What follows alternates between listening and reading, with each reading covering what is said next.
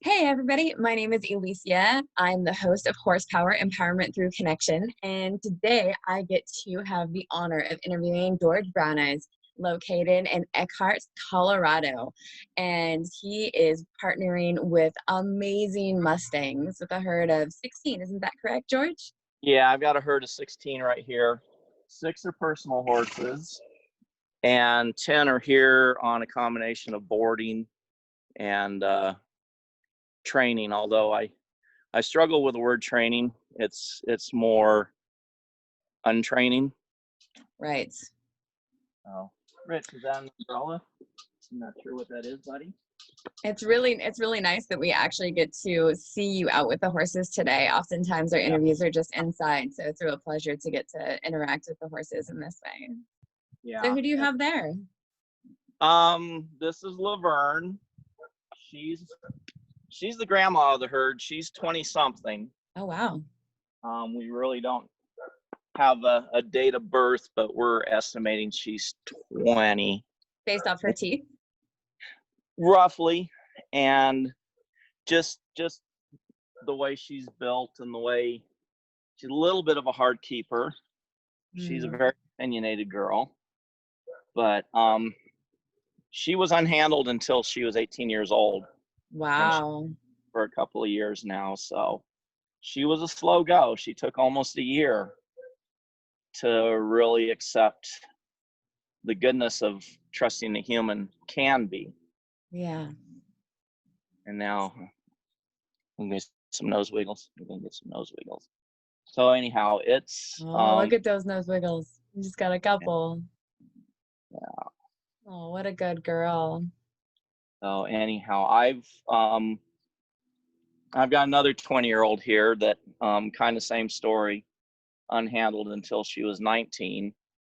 And there's no rush with her, but they come around when you focus on that connection, not the control that most people focus on when it comes to training. Yeah. And there's such a difference, but when you truly do build that connection, that trust, that bond, the control is twice as, trying to look for the right word, twice as accessible because it's built on connection. And so it's really not even control. It's just a matter of they're more than willing to do what you'd like to do. And on the flip side, a lot of times you end up being just as willing to do what they want to do. So, hello, Laverne. Yeah. Oh, anyhow. Yeah. No, that's definitely a beautiful sentiment, to be certain. Yeah. It's nice to work through like trust and connection versus control and pressure. Yeah. And there's just, the work I do, I don't, it's just me. There no tools. I hate to say that I'm the tool because that can be a facilitator. You're the facilitator. Yeah. Connection point. The helper, but anyhow, I just, instead of pressure and release, I like using words like ebb and flow, because energy flows, it comes and it goes, and it can be directed, and it can be ridden. I've often said you'll never find a control freak in a raft on a Category 5 rapid. Because there's no control there. You just got to ride it. You've got to flow. And I think these horses can respond like a Category 5 rapid because they're wild horses. Their way of thriving in nature, they will flee first, fight second. Rarely will you ever, unless their spirit's broken, you will not see a Mustang freeze. they will flee. And then if people say, oh, well, we're going to lock it down so that the Mustang can't flee, well, then you got a fight on your hands. Because the Mustang's reaction is, in the wild, we run, because running is the safest option. And we run to safety. We don't run from danger. We run to safety. The lead mares and the stallions, they know where the safe spots are. Yeah. And they will turn and fight danger if they must. To shut down in the wild means you're somebody's dinner. If you shut down and you're fleeing from a bear or a mountain lion, you're going to be dinner. If you're fleeing and you realize you can't flee and then you turn and fight, striking, double barrel kicking, whatever it takes. And so people get into situations where they start getting that from their Mustang because they keep on trying to apply pressure. They keep on trying to force the issue. And then you end up with these horses that are, deemed untrainable, want their freedom, hate people. And that's so far from the truth. It's not that they're untrainable. They're just not buying into the methods you are bringing to the conversation. Yeah. And so, change up your methods, find an approach that matches how these Mustangs integrate and interact in the wild, together and side by side. I mean, that's all these Mustangs want, is they do want a connection. They want a relationship.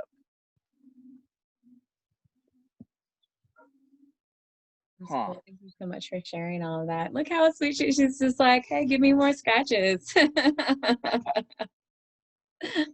Is she a personal horse of yours? No, she's boarding here.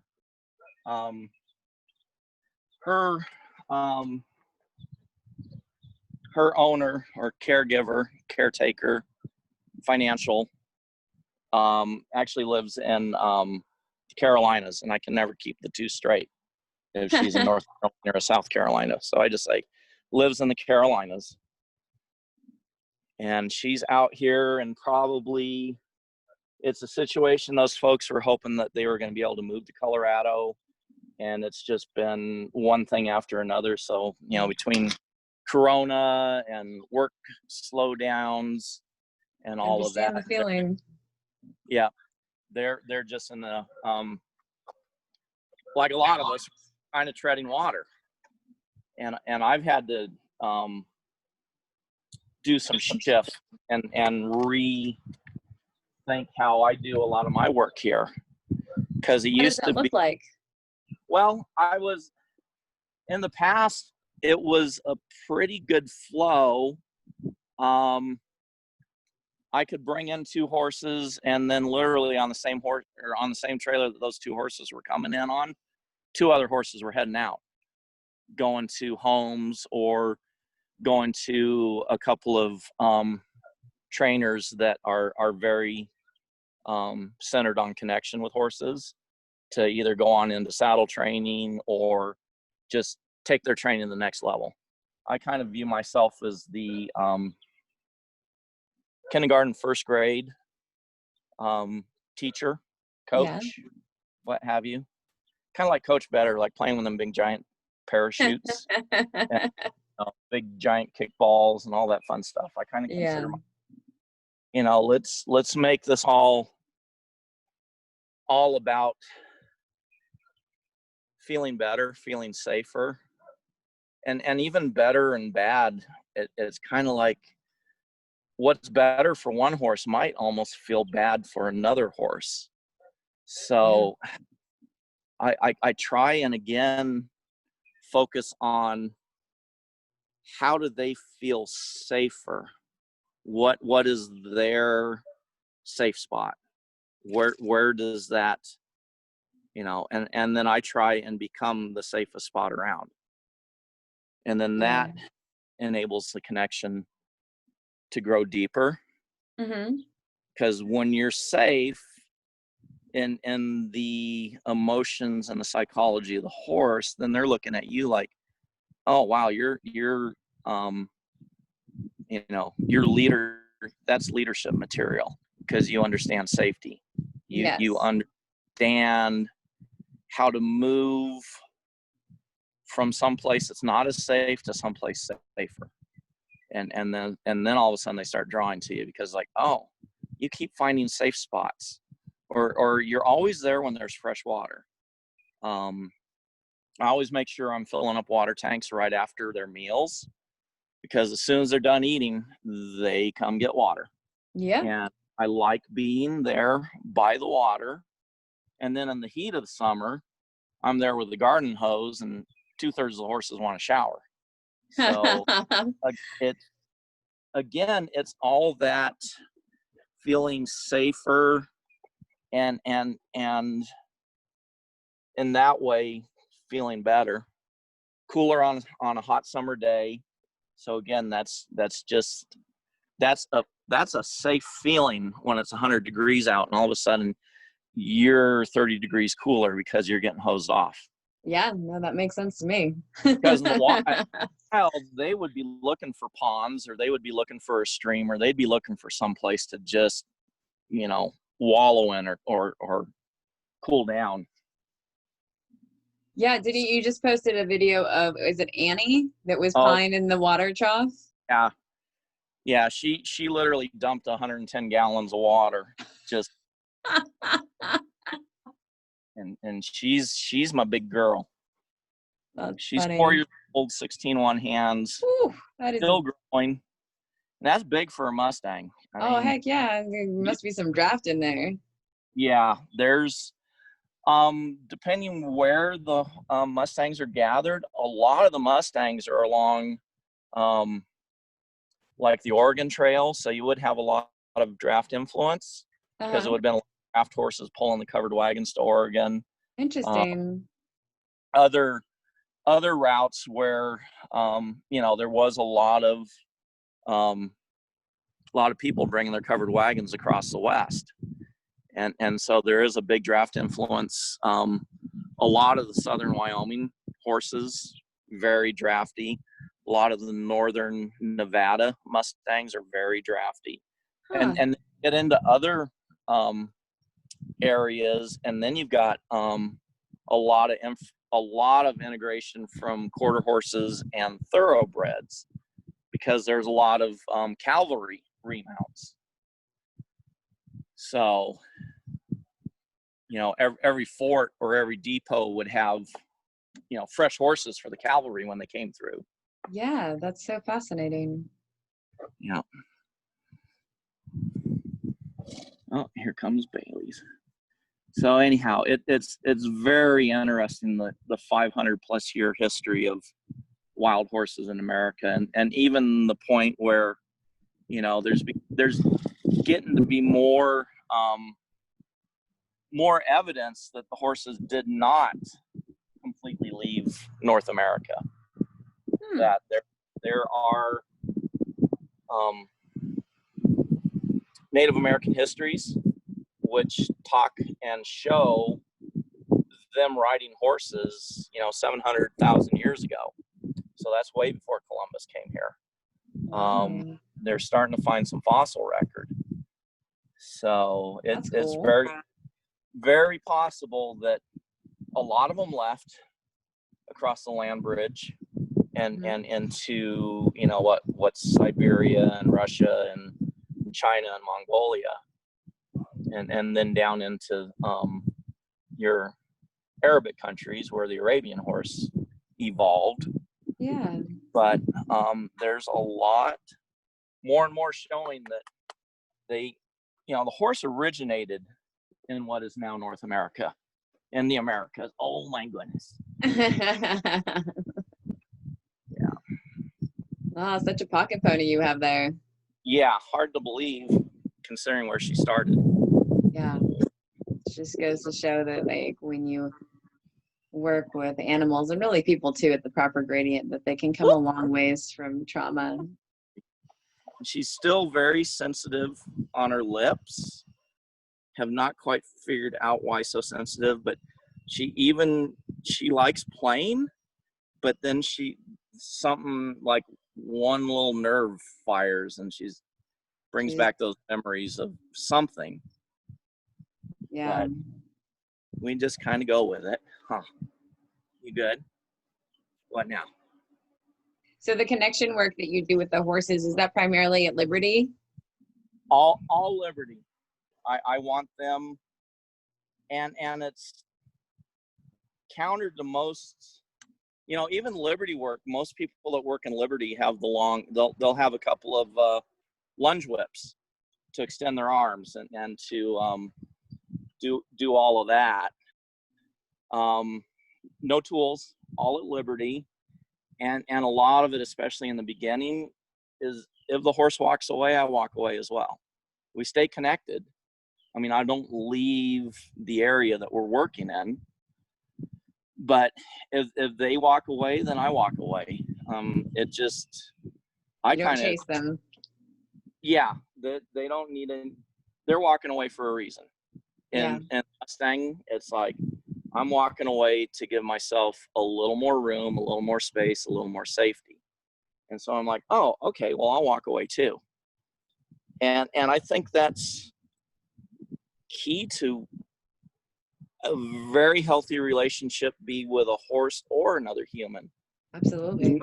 Knowing when, the last thing you want to do is be in a relationship and you're getting smothered. Yeah. You want to be in a relationship that when you need space or your partner needs space, you give them space. Yeah. And instead of, coming in and go, oh, well, let's fix this. Let's fix that. Let's, do this. I want you to do, it's just when they want boundaries. When they want a little space, give them a little space. And it's amazing. 99 times out of 100, they come back. Laverne, you're taking up the whole picture. That's okay. We like to look at horses. Look at that beautiful soft eye. She's a good girl. Hello, beautiful. So, and again, oh, hi, Kenny. I'm going to back up a little bit, see if these horses will come in. But a lot of it is just knowing when to give them the space they're asking for. Yeah. And it's amazing how quick they will come back. Whereas if you pursue them, then they get all riled up and it ends up being counterproductive. Although everything you see in videos and stuff, they're like, oh, well, they're leaving. Then you turn up the pressure because they need to learn from the release of pressure. And I'm like, well, the best way to relieve the pressure is they're walking away. They're trying to relieve the pressure. You walk away and you help relieve the pressure. Then they're like, oh, wow. Okay, he gets me. He's actually listening to me. He's not following, the 12-step plan that you got on the latest DVD from whoever. And so these Mustangs are not cookie cutter horses. I mean, some of them are.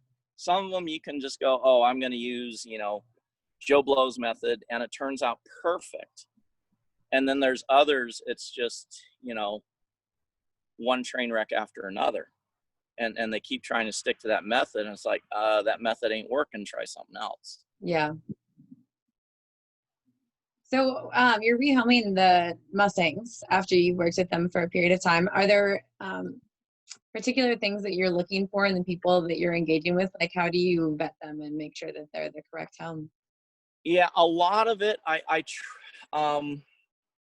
things I look for is, do they already have a horse, preferably a Mustang, or do they have another companion, whether it be a goat or an alpaca or a cow or something. I really want that in any Mustang that leaves here, at least they go to a home where they're going to have a companion.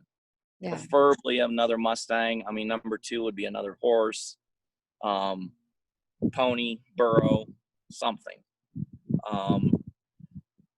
A lot is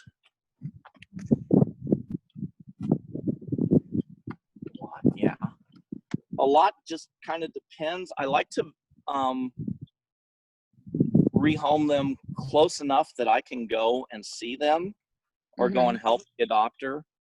So I'm not a huge fan of, you know, a horse going more than 4-hour drive from here. But there's enough people out here, and the Mustang bug is really caught on around this part of Colorado. So, and I guess just horse experience and just a lot of it is I also like them to come out here and see how, you know, I want them to spend some time with the horse before it goes home with them. Which is great. Like, how do you teach people what you do, and so that they can have that alignment and interaction with the horses that they're accustomed to? It can be a matter of having them. I'll walk them through interacting with potential horse that they're interested in adopting. Spend time and just kind of share what I do. I'm working with Carrie Lake on kind of building a resource on Patreon, which is both videos to be shared, and we're also going chapter by chapter through her Listen Like a Horse book. Yeah, that's really cool. Carrie is great. We have an interview with her. And we're creating the Mustang edition of Listen Like a Horse. Fantastic. So, and I'm not, it might, I think right now it's Listen Like a Horse, the Mustang edition, or it might end up being called Listen Like a Mustang. So we're seeing, but we're working on chapter 3 now. That's cool. And I can get you the Patreon link to share. Fantastic. I'd love to put that in the description for people to be able to connect with. Patreon is membership driven, and we've got memberships from $5 to $20 a month, and we do at least one Zoom a month for our members, and try and do a lot of Q&A and try and share stuff that members are bringing questions up on. Nice. So, and it's in its infancy, but it's starting to come together. We all start somewhere. Yes. Yeah. Just getting good support. Can you tell us more? Like, didn't you, I love that you two are partnering together because you both do such fantastic connection work. Like, that resonates so deeply. How did the two of you get connected again? Through the wonders of Facebook, I believe. I think we just like us. Yeah, kind of crossed. You know, it's interesting as you go down this path of connection work, the number of people that all of a sudden start reaching out to you, and they're like, "Oh, wait, you're doing what I was talking about in my book," and then I'm like, "Oh, wait, you just saved me from having to write a book." So anyhow, just fun stuff like that. But yeah, I've met some very interesting, very talented, very gifted people, which is wonderful. There's so much goodness out there, but you've got to sift through all the other stuff to find it and be open to it. It's true. Can you give us some shout outs so people can maybe look up some more of these really great people that are out there in the world, like trainers or just other people that you found to be empowering others of the horses?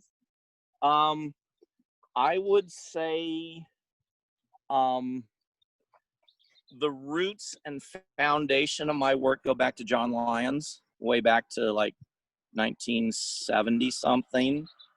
I love it. Lions on Horses, fun play of words. Indeed. I mean, that's the foundational book of everything. And his daughter, Brandy Lyons, phenomenal.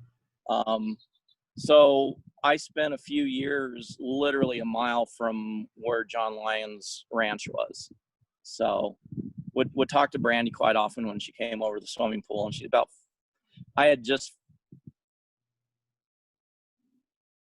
finished college, and I think she was just going into college. So I think we're about 6 or 8 years difference, but it was so interesting to talk to her about her dad. And then a lot of good stuff there. And then beyond John Lyons, there's kind of a gap. And then when I started getting back into horses in about 2006, Mark Rashid definitely came to the surface. That's with cool. All of his books and his audio books. And again, he was talking more on the connection and more of, a quieter, albeit slower way of working with horses.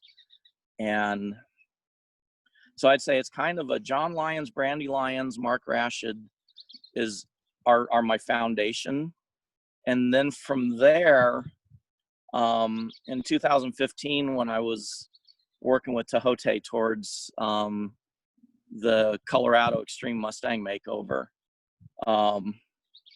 I discovered Elsa Sinclair out of Washington, and she was all over it on connection and reaching these hard to reach horses without using tools. Nice. And I major shift for me and major help for me. And then from there, it's just been kind of an adoption of a number of input from a number of people, and then just more than anything, allowing these Mustangs to help form my own approach and my own style. So, I mean, these ponies are the greatest teachers. Yeah. So, and locally, Andrea Datz is just up the road. She's kind of on the same page on connection and dancing with horses. She talks about tango with horses. I love it. Tango is still too complicated for a boy that's got 2 left feet. So I just like to call it slow dancing. Anybody can slow dance. You know, it may not be pretty, but anybody can slow dance. And as you connect, the slow dancing gets better. Yeah. You know, because sometimes you see these training sessions, I'm like, it looks like a mosh pit. I'm like, no, I don't want to be in there. I'm 54 years old. I'm just not wanting to participate in shenanigans like that. That's fair. And most of the horses want to participate in that either. So on my idea of safety is not getting drugged around the pen while having a death grip on a lead rope, Right. and yeah, but you can't let the horse win. I'm like, there's nobody winning here. Right. So anyhow, I just, but a lot of the horses that have come here have had those situations where they've had the heavy handling or and pushed too hard too fast, and then blown up and they've hurt somebody or one thing or another, and then they end up in the sales yards, and then kill buyer gets a hold of them, and it's just, so I think that's one of my primary goals, is if we can help people connect better with their Mustang, better with their horse, focus on the connection, man, the training comes easy. Yeah. But when you push the training, wow, it just, I mean, it's similar to a lot of, kids in school. They get pushed too hard and then they shut down or they rebel. Whereas, you think back to school and who were your favorite teachers? Who were your favorite coaches? And yeah, they weren't the authoritative, crack your knuckles with a ruler teachers. Yeah, definitely not. They were the teachers and coaches that came alongside you and helped you work through a challenge you might be having in math, or maybe you just can't kick that 40-yard field goal, and yet the coach knows you can. So they Yeah. come alongside you and help you with that. Or your hitting's off a little bit, you know. They're not there ridiculing you. They come alongside and they're there to help. Yeah. No, that's really nice. So, who are some of the people, or like a person that has inspired you in your journey with the horses? Inspired. Who inspires you today? Who inspires me today? I really think the work that Elsa Sinclair is doing across the world is very inspiring.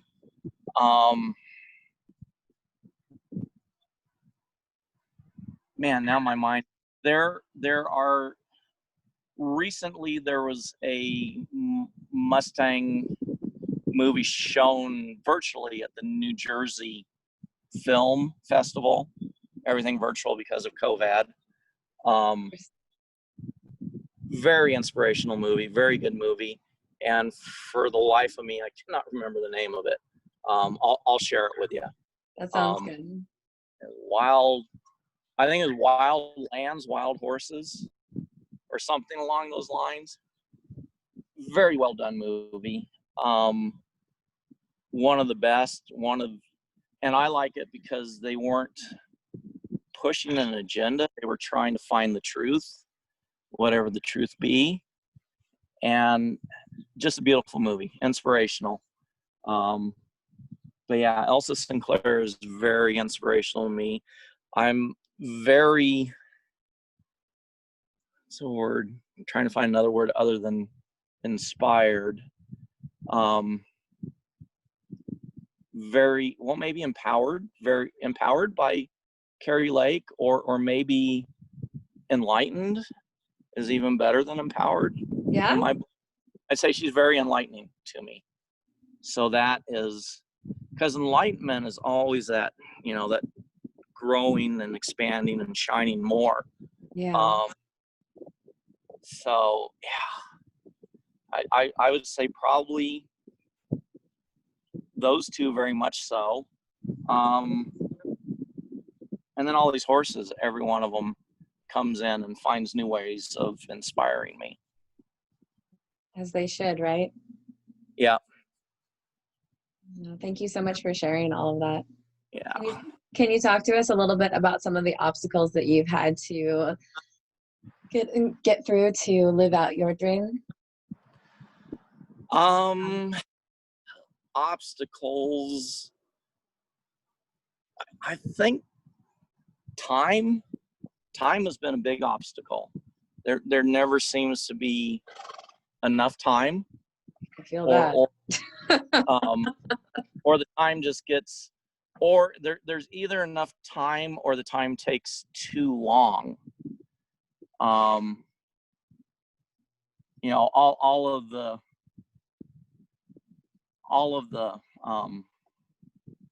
well, like this place, I bought it in 2016, and it was about 14 months until everything was in place that I actually moved into the house on the property. Yeah. So again, time too long. And then I get in here and just pretty much get set up. And then 2018, we had the worst drought in 50 years.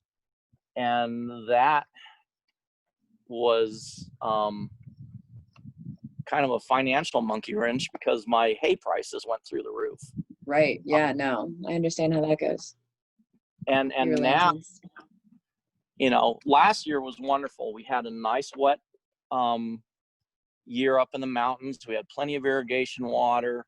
Hay prices were down at the, you know, $6 a bale range, and for 80-pound bales.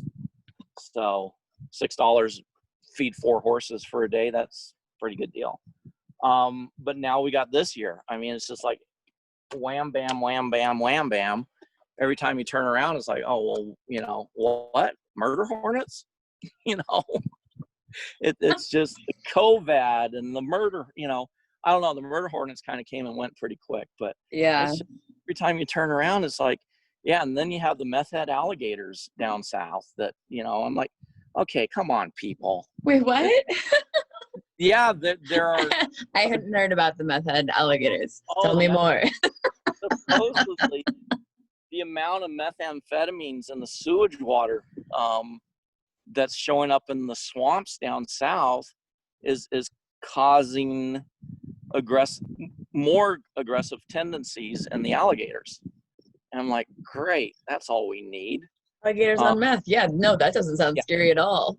No, not at all. And I'm like, and then we had that sandstorm that blew in from Africa, and they called it the Godzilla winds. I'm like, really? Come on.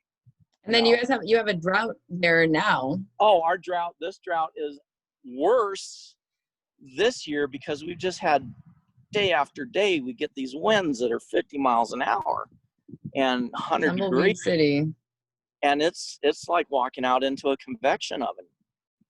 And, yeah, I can well imagine. So, and then COVID, I had I had been averaging about 1 horse a month, connecting with and getting to the point that they can move on to their next. You backing up, Rich? Yeah. So Rich is wanting a butt rub. Here's another thing that freaks people. I want the safest spot on the horse to be their hind end. I want this to be the safest spot, where everyone's like, oh, you got to push that horse away because they brought their hind end to you or whatever. But I'm like, I want this to be the safest spot on the horse because I don't want to get double barreled. And so, again, those danger zones that people are like, oh, don't go there, don't do that. I want these places to be safe, and I want it to safe for the horse, safe for the human, and I want it to feel good for the horse. I want it to feel good for the human. Yes, and you too, Laverne. Yes. So. Oh, that's really cool to get to hear. Do you work with the tail and like massaging and doing the release points along the base of the tail and underneath and on either side? Yeah, a bit. And then the old, make sure they're all clean in there. Yep. We have to clean everything. That and inner thought, make sure everything's all clean and that feels better too. Yeah, exactly. Then they're not so itchy. Yeah, you get those crusties out of there. That's good stuff. So anyhow, I just have never understood. I want to be the safest possible, 360 degrees around a horse right next to him. Yeah. Then bubbles all the way out to a foot, 2 foot, 5 foot, whatever. But, and again, in the beginning, you want to have those nice, big, safe boundaries, but as there's, you want them to come in because, sooner or later, not every horse, but you're going to strap a saddle on them and start riding them. I mean, you're parked right on their back, so you may as well, be connected and safe with them right in here. Yeah. So that, the connection melts away a lot of the boundaries. When you're connected, then you don't need those perceived boundaries to be safe. Yeah. And I go, oh, well, I keep telling people, it's like, what's the safest place to be with Mike Tyson if he's in the same room with you? You want to be right next to him. You want to be right next to him. Maybe not let him bite your ear off, but the safest that was only place that one time, right? Yeah, it was only the one time. Come on, guys. Time. That was a fluke. But can't hit you that hard when he can't wind up. And it's the same with a horse. When you're right next to him, you might get nudged. You might be, and again, I think that's finding your own personal balance. When you're balanced down around your hips, you've got a lot better balance than if you're balanced up around your chest or up in your head. And so that, and again, that also goes with riding. When your balance is in your hips, you're going to ride a lot better than if your balance is up in your shoulders or between your eyes. That's true. What's up, big guy? So this is Rich. Hello, Rich. Thank you for joining our show today. How long has Rich been with you? He 3 years. He one of your personal horses? Yeah, he is one of my personal horses. He was relatively unhandled when he got here. He had been adopted out along with Big, who's over there. So I got Big and Rich. Yeah. Pretty much unhandled. The gal that had got them and their Hallelujah horses, which was that big 900 plus Mustangs that were rescued out of South Dakota a few years back. I think it was 2015, 2016. A lot of horses. A lot of horses and just out of a bad situation. But the gal that adopted Big and Rich, they hadn't been there but a month or so, and then she found out she was pregnant. And she was just like, I don't want these horses standing around, you know, for a year and a half until I've had my baby and all of that. So they just came up. They're only about 10 miles away from here, so they just came up the road to here. And I was originally going to just, you know, train and foster, but this guy, he and I share a lot of stuff. I mean, I think we've both been beat up enough in a lifetime. We just get each other. Pretty much did from day one. It's a really beautiful thing when you get to connect with an animal like that. Yeah. So do you ride Big and Rich or just do groundwork with them? I pretty much do groundwork, and I was abusive to myself growing up. I'm sorry to hear that. Yeah. Between skiing and horseback riding and motorcycles, and I'm 54 years old, and my knees and hips and ankles are about 100 years old as far as wear and tear. So not enough self-care. Not back then. You know, I was invincible. You know, right. I was invincible and 100% ego, and I bounced really well. So, but yeah, a 2-hour ride nowadays takes about 2 weeks to recover from. Oof. So it's just not worth it. Yeah.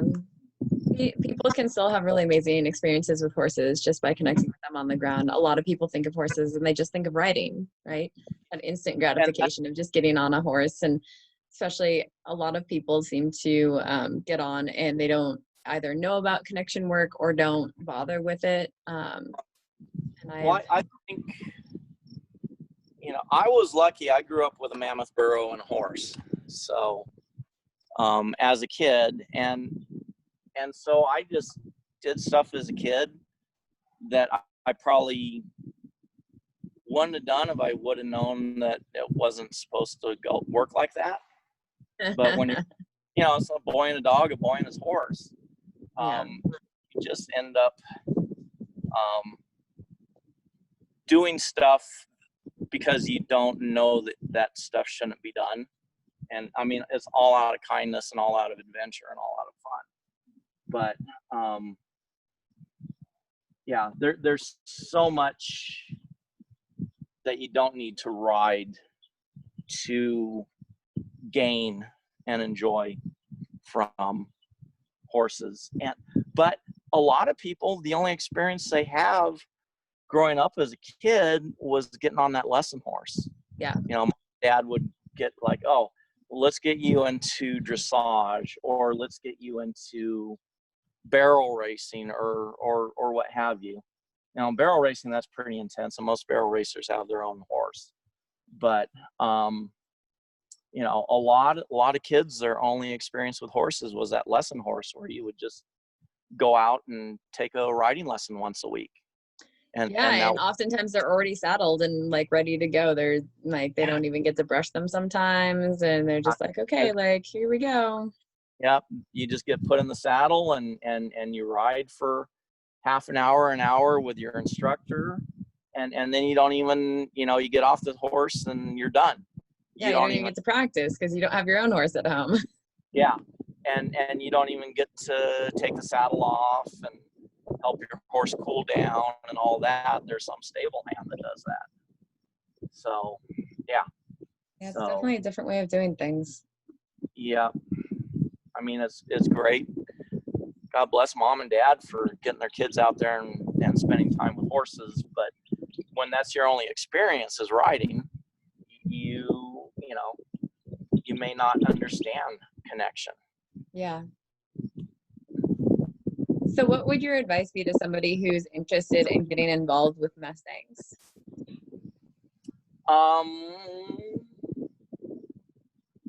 Getting involved with Mustangs is, there's the whole, you talk to different, people are like, oh, Mustang's just another horse. And I'm like, yeah, biologically, a Mustang is a horse, but they've got a much deeper social structure, because that's what it takes to thrive in the wild. You've got to have that connection with your herd mates. You've got to have a connection with the earth you call home. There's so much, all connection. I would advise anybody that's looking at getting a Mustang, focus on the connection, then worry about the training later, because it will come. And unless you're in some 90-day competition, just take your time, have fun, and connect. And he's like, yeah. Yeah, what you say, Rich? So, that feel good. Oh, I know. And see, there's a lot of people that would say these two horses rubbing on me right now is disrespectful. Yet when I look out in the herd, that's what I see. I see horses rubbing on each other. So I'm like, okay, it's not disrespectful between the Mustangs to rub on each other. So why should it be disrespectful towards me? And yeah, Rich could probably pick me up if he wanted to. How big is he? He's about 16 hands, maybe 15.3. He's a good sized boy. Not huge, but you definitely know you got a horse. Rich. So yeah, I think just connection and bonding is just where it's at. And then you end up with a horse that's like, oh, well, hey, where are you going? Can I go too? And you put the halter and lead rope on and you really need it. It's just kind of there as a formality. Yeah. I've always equated the halter and lead rope to a man putting on a tie before he goes to a formal dance. It's there. It's expected to be there because you're going to a formal dance. Halter and lead rope are expected to be there when the farrier comes out or when the vet comes out, or when you go to an event, you want that halter and lead rope on. But most of the time, there's so much slack in that lead rope that, again, it's just there. But people focus so hard on getting that halter and lead rope on their Mustang. It's like, that's the last thing in my book. That's how you seal the deal, is with that halter and lead rope. And now, don't you trim your horses in the field without a lead rope or a halter on them at all? They just stand there for you while you trim all their feet? Most of them I don't even have to trim. I can just rasp. And they're out here on 5 acres of clay and volcanic rock. So, they pretty much are living on an emery board anyhow, which is the same type ground that just, a few miles from here where their natural habitat is. But yeah, they, and again, because they have room to move, their hooves start working like horse hooves are supposed to work. They're supposed to be putting 5, 10, 15 miles a day on those hooves. And here, just in wandering around, exploring and goofing around and running and just being horses, it really helps them self-trim. And I'll come along with a rasp and, maybe file something down a little bit. Every once in a while, I had to break out the nippers if there's a chip or something.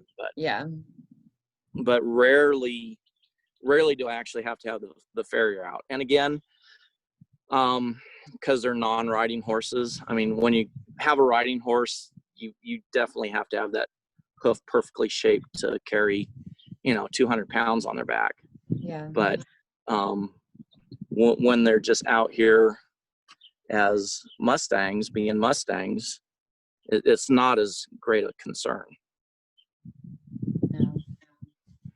And, and then people come to visit, nothing professional, but people that come out and spend time with them all feel better after the visit. And it's not like I'm doing anything. It's just the horses. And they just get to come and interact with the horses and brush them and love on them. Yep. And just hang out in the pasture with them, all the dry lot. And aren't you certified in EGALA, is it? I was, and that certification has lapsed.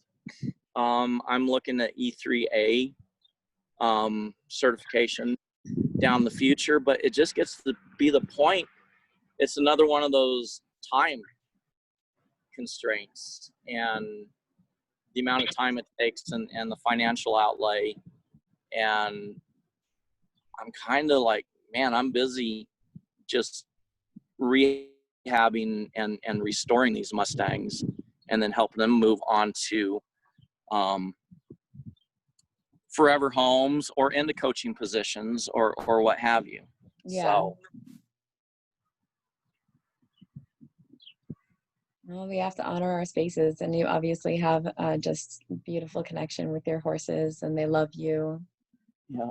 And I appreciate so much, with you sharing your horses and your time with us. It's very nice to get to see them on camera and just so relaxing. And yeah, so we look forward to seeing what you and Carrie put together further, and we'll make sure and put your links in the description so people can find you and ask you more questions about the Mustangs and what you do if they'd like. And and I'm definitely, send me a message through Facebook is probably the best way to connect with me, although every once in a while things get lost in Messenger, but on the whole, or just throw something on my Facebook page or the Eagles and Wild Horse Ranch page. You checking out the umbrella? Yeah, it keeps the phone.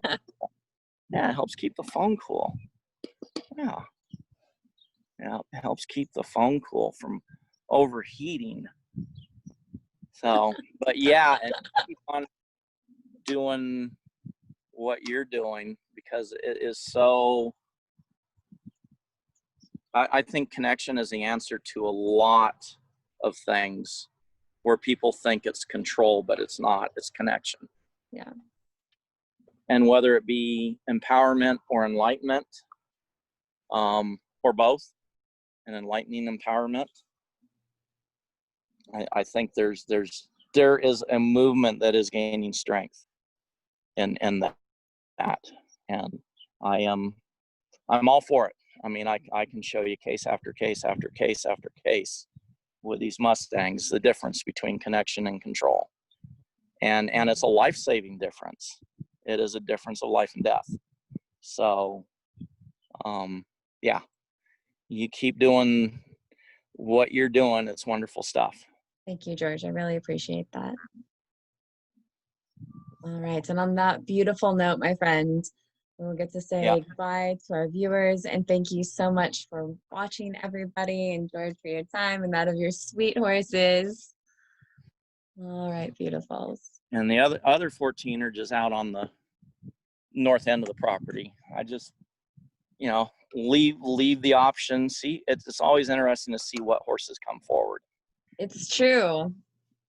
And that part, part of their having a choice and their having a voice. Yeah. And it was fun. And it was just Laverne and Rich decided that today was their day To shine. interact with the world. Yeah. So very cool. Well, thank you